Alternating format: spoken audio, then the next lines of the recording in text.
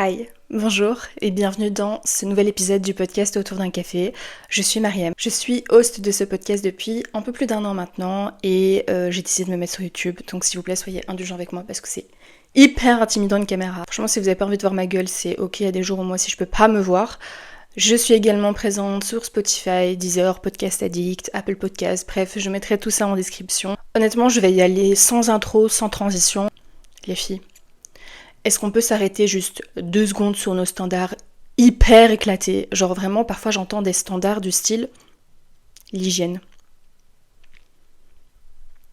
L'hygiène, ce n'est pas un standard amoureux, d'accord? C'est un standard de vie. J'ai l'impression que nos standards à nous, en tant que femmes, ne font que baisser. C'est-à-dire qu'on s'extasie pour la moindre petite chose, pour le moindre petit effort, or que du côté des hommes, j'ai l'impression que les standards nous concernant ne font qu'augmenter.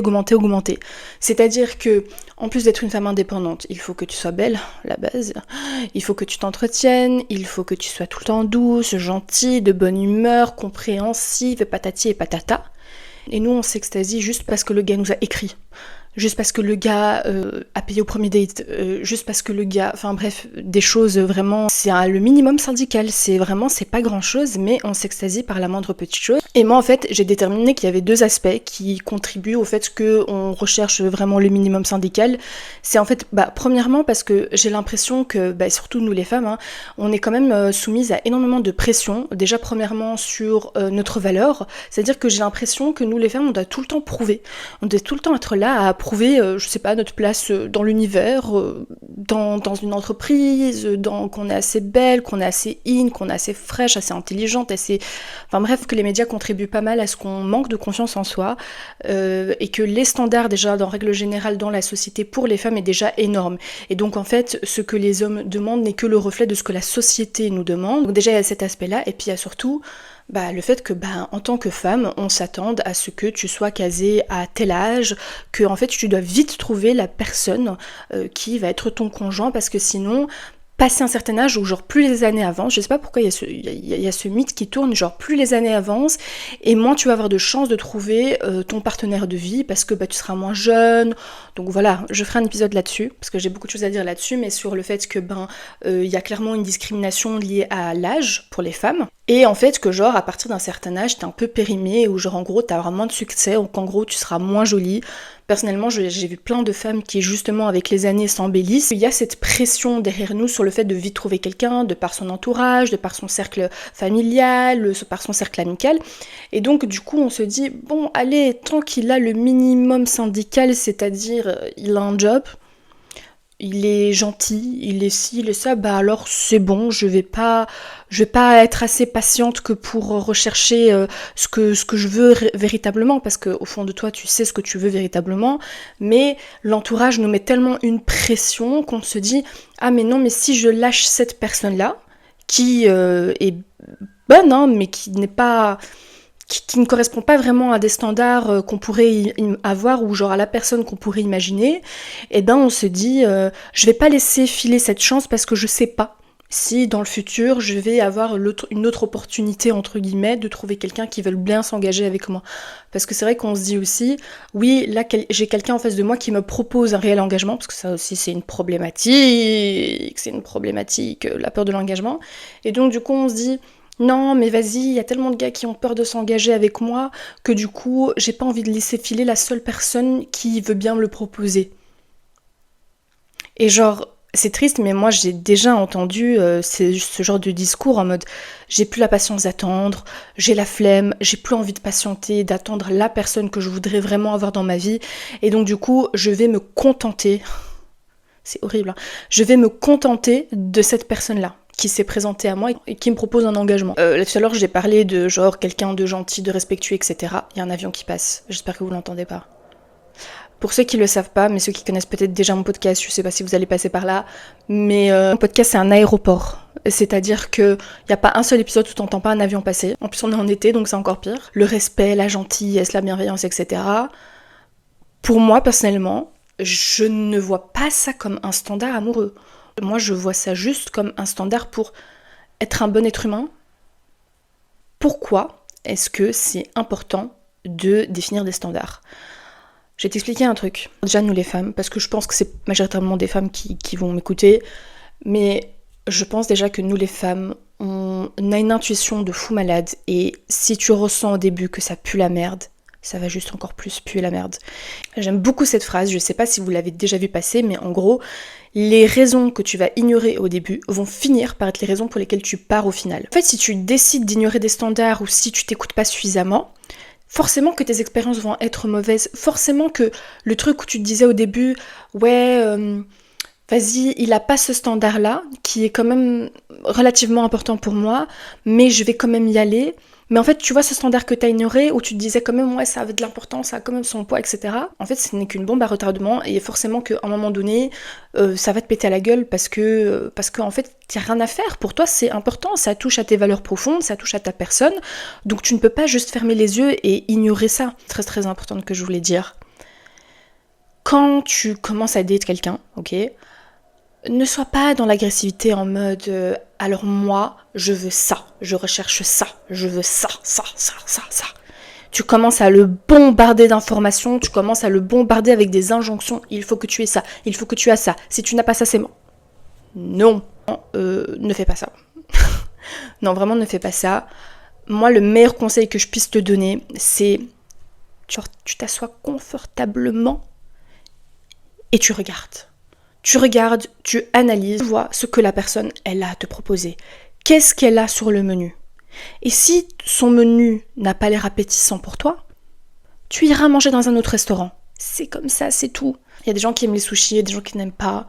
Et forcément, peut-être que les sushis vont correspondre à certaines personnes et qui vont pas tout correspondre à toi. Enfin, en fait, les standards, c'est quelque chose de très personnel et en fait, c'est pas quelque chose que tu peux transposer. Genre, je peux pas te dire, par exemple, dans cet épisode, il faut que tu aies tel et tel standard. Bon, j'ai parlé de la gentillesse, de la bienveillance, du respect, machin. Pour moi, ça, c'est même pas des standards. Ça, c'est vraiment juste être un bon être humain. Et donc, du coup, si déjà le gars n'est pas gentil, n'est pas respectueux, n'est pas...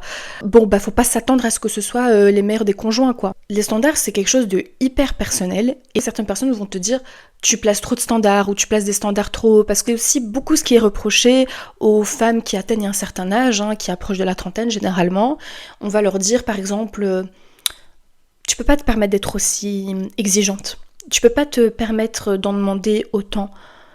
En fait, il faut bien comprendre un truc et ça je veux bien que ce soit clair pour tout le monde.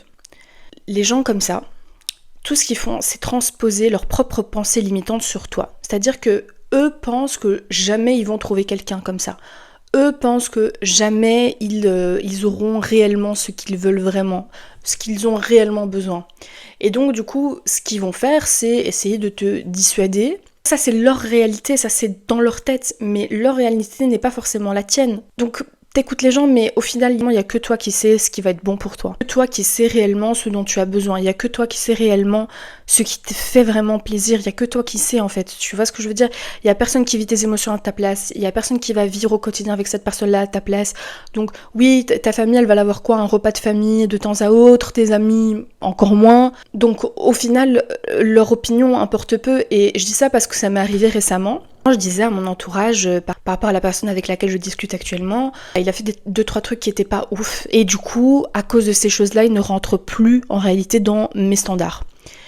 Et quand j'expliquais ça à mes proches, je leur disais en mode ouais, j'ai l'impression que en acceptant ça, je me dévalorise. Et en fait, le souci, c'est ça, c'est que si tu n'écoutes pas tes standards, tu te sens dévalorisé et ce qui se passe c'est que tu vas perdre confiance en toi. Or, au plus tu as confiance en toi, et moi c'est le premier truc que je dis avant de commencer à fréquenter des gens et de trouver un partenaire, c'est de tout d'abord travailler sur ta propre confiance en toi. Pourquoi? Parce que en fait, au plus tu as confiance en toi, au plus tu as des standards hauts et au plus tu vas te tenir à ces standards. Mais encore une fois, quand je dis standards hauts, j'ai l'impression qu'il y a certaines personnes aussi qui le comprennent un peu mal et qui me parlent tout de suite de biens matériels ou de choses matérielles ou de trucs superficiels comme ça.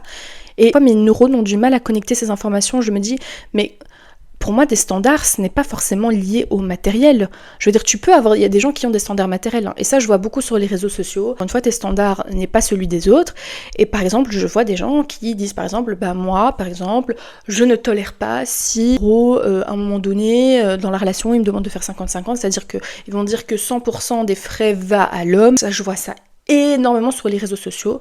Alors bon, déjà, on va se mettre d'accord sur une chose. Un gars qui a un job lambda, il fait pas des 1000 et des cents. Donc à un moment donné, si tu lui demandes de tout payer, il va pas savoir suivre. Donc c'est soit en fait tu te dis mon standard c'est d'être un milliardaire, mais bon, combien il y en a des milliardaires sur Terre? Il n'y en a pas tant que ça. La société dans laquelle on vit, in this economy, que quelqu'un fasse 100% et zéro, c'est limite impossible, quoi, tu vois. Je veux bien que tu dises 60-40 ou à la limite 70-30, enfin voilà, mais il faut bien se rendre compte que les gens sur les réseaux sociaux, là, très probablement que peut-être ce sont des gens qui gagnent extrêmement bien leur vie, et du coup, en fait, ils imposent leurs standards en mode, ouais, mais s'il fait pas ci, s'il fait pas ça, s'il fait pas ci, s'il fait pas ça, c'est que c'est pas un gars pour toi. Mais pas du tout. C'est à toi de déterminer tes standards, et c'est à toi de voir ce qui a de l'importance pour toi. Moi, personnellement, pour moi, et ça c'est mon avis perso, pour moi, ça c'est pas important. Je sais qu'il y a des gens qui vont dire, moi je veux qu'il ait un master en... Ouais, rien à faire. Rien à faire. Genre même s'il a pas fait d'études du tout, ça ne me dérange pas du moment qu'il travaille et qu'il gagne son argent légalement. Voilà. Comprendre que ça c'est les réseaux, que des gens qui ont autant les moyens, tu vas peut-être pas forcément en trouver ou en croiser sur ton passé. Même distinguer certains termes.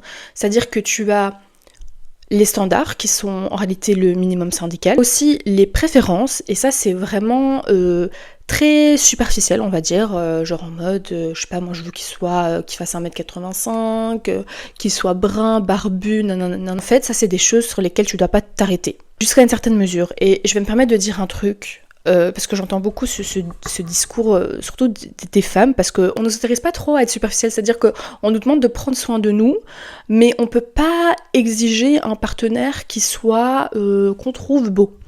Et j'ai déjà entendu ce discours de plusieurs femmes dire bah moi je m'en fous qu'il soit beau, du moment qu'il soit gentil et machin machin. Au risque de passer pour une fille extrêmement superficielle, pas que je reste figée sur un truc de 1m85, brun, tout ça, mais moi, si c'est pas quelqu'un que je trouve attirant, je me vois pas commencer quelque chose avec lui. Pour moi, c'est inconcevable de me dire je suis avec quelqu'un qui ne me plaît pas physiquement, parce qu'à ce moment-là, pour moi, c'est un ami. Pas peur, les filles, de dire que vous cherchez un gars qui soit beau, quoi, tu vois, et ne pensez pas non plus que, genre, parce qu'il va être peut-être moins attrayant à vos yeux, c'est que forcément il va être fidèle. Je vois beaucoup ce discours aussi. Donc je disais, tu as les standards, tu as les préférences, tu as les deal breakers. Donc les deal breakers, pour moi, c'est des non négociables, c'est-à-dire que ça touche à tes valeurs et à tes principes profondément. Tu peux faire d'impasse là-dessus. Par exemple, je vais vous donner par exemple un deal breaker, un de mes deal breakers à moi. Pour des convictions religieuses, mais pas que, je ne me vois pas vivre avec quelqu'un avant le mariage. Je ne me vois pas non plus fréquenter quelqu'un pendant plus de 6 mois, avant un réel engagement. Je ne me vois pas faire ça, pourquoi ? Parce que ça touche à mes valeurs profondes qui est ma croyance religieuse, et deuxièmement, c'est pour me protéger moi en fait, parce que de par ce que j'ai vécu, de par ce que je vois, les choses dont je suis témoin, je me rends compte que c'est plus de mal qu'autre chose de s'accrocher à une relation, alors qu'on sait dès le départ qu'il y a certains non négociables qui ne sont pas validés, qui ne sont pas cochés. En réalité, c'est comme ça que tu dois définir tes standards, c'est en fonction, tu compares, en fait tu fais une analyse un petit peu de ton passé amoureux, tu compares et tu regardes un petit peu qu'est-ce qui t'a plu, qu'est-ce qui t'a moins plu. Ok, les choses qui t'ont moins plu, pourquoi ça t'a trigger ? Qu'est-ce que ça suscite chez toi ? Quelles émotions ? Et en fait, quand tu vois que il y a certaines actions, certains propos qui génèrent des choses négatives chez toi, c'est des choses que tu veux plus avoir dans le futur, c'est des choses que tu ne veux pas reproduire, donc du coup, c'est comme ça que tu vas former tes standards. Comme je disais, moi, dans mon exemple, c'est ne pas fréquenter quelqu'un, ne pas faire connaissance avec quelqu'un pendant plus de 6 mois. Parce que, en fait, si le temps avance et que, en fait, je n'ai pas ce que je veux dans mes valeurs profondes, c'est-à-dire un réel engagement, en fait, ça va me faire du mal. Donc, je vais pas me faire du mal inutilement si je sais que la personne, elle est pas enclin à. Pour moi, c'est pas possible, en fait, ce n'est plus possible. Et en fait, je peux pas faire de compromis là-dessus. Il y a des choses, faut comprendre dans la vie, qu'il y a des choses où tu peux pas faire de compromis. Si toi, tu veux réellement des enfants et que l'autre n'en veut pas, tu peux pas t'accrocher en te disant oui, mais il a tel standard, il est à l'aise avec ses émotions et j'aime sa façon de s'adresser à moi. Clairement, même s'il coche tous ses standards, ça va jamais combler tes non négociables. Et c'est pour ça aussi que c'est bien d'avoir des émotions négatives. Je sais qu'on vit dans une Et encore non, ça commence à changer, avant c'était pire, genre be positive, always be positive, don't worry, be happy, ta ta ta ta ta. Mais en fait, si t'es tout le temps happy, tu comprendras jamais ce qui te dérange réellement. Donc clairement, en fait, la colère et la tristesse, c'est pas des mauvaises émotions. On voit ça comme des mauvaises émotions parce que c'est jamais agréable, effectivement. C'est plus agréable d'être heureux tous les jours. Mais déjà, si t'es heureux tous les jours, bah, tu peux jamais savoir quand est-ce que t'es réellement heureux parce qu'il faut forcément un contraste entre le mauvais et le bon. Et en fait, bah, la tristesse, la colère, c'est des émotions qui te permettent de mieux te rediriger dans la vie, qui te permettent de mieux, dans ce cas précis, définir tes standards, etc. Mais je pense que je ferai un épisode là-dessus parce que je trouve ça très intéressant et j'aimerais bien en fait qu'on arrive aussi à comprendre que ce n'est pas mauvais d'être triste, d'être en colère, de se sentir blasé, de se sentir mélancolique, etc. C'est des bonnes choses, ce n'est pas forcément des mauvaises choses. Faut bien comprendre pourquoi est-ce qu'on parle énormément des standards en ce moment, pourquoi est-ce que je tiens à faire cet épisode. C'est parce qu'en fait les standards, c'est là pour te protéger. C'est la meilleure protection que tu puisses avoir, c'est de déterminer des standards et de t'y tenir. Parce que littéralement, c'est le seul contrôle dont tu disposes dans tes interactions. Tu n'as aucun contrôle sur comment l'autre va réagir, sur les émotions de l'autre. Tu as uniquement le contrôle sur ce que toi tu acceptes et tolères dans ta vie. Et donc c'est important d'analyser un peu son passé amoureux, d'analyser aussi son langage de l'amour. Je ferai un épisode je pense là-dessus, mais c'est important de comprendre comment est-ce que tu communiques ton amour à travers l'autre et comment est-ce que tu veux que l'autre communique son amour à travers toi. Par exemple, de quelle manière est-ce que tu veux qu'il te soutienne? Est-ce que c'est important pour toi que vous ayez le même style de vie? Mais s'il te plaît, n'écoute pas la pression des gens qui vont te dire tu en demandes trop, tu es trop ci, tu es trop ça. Écoutez, chacun sa vie amoureuse et tu peux très bien être en couple à 26 ans, te marier, etc. Et puis dans 10 ans, en fait, tu te rends compte quand tu fais le bilan que tu as passé 10 années misérables et malheureuses et c'est ok d'être seule parce que je sais qu'il y a beaucoup cette peur de « ouais mais je vais être seule ».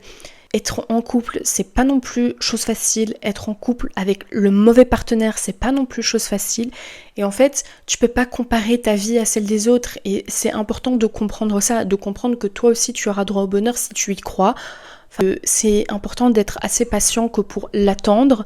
Et t'inquiète pas que tu vas quand tu vas le trouver. T'inquiète pas que quand tu vas le trouver, ça va couler de source, ça va être simple, ça va être fluide, ça va être facile.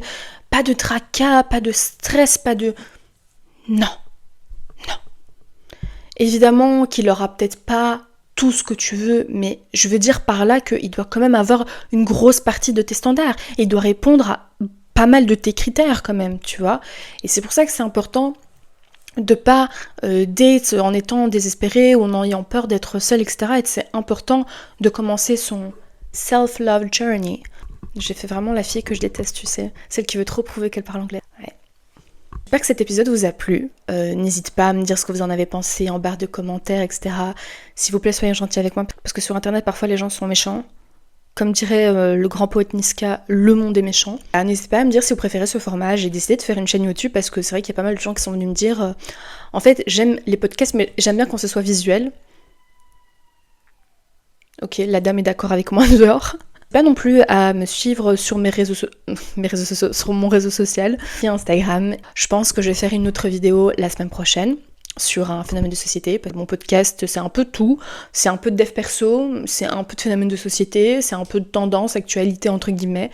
Et voilà, et si t'as d'autres sujets que tu souhaiterais que j'aborde absolument, n'hésite pas à me faire un petit retour en barre de commentaires.